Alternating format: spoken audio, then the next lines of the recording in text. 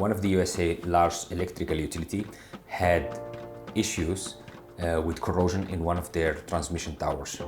So the corrosion were affecting negatively the structure of the transmission tower, leading to very dangerous situation for the electrical equipment and even for the transmission line.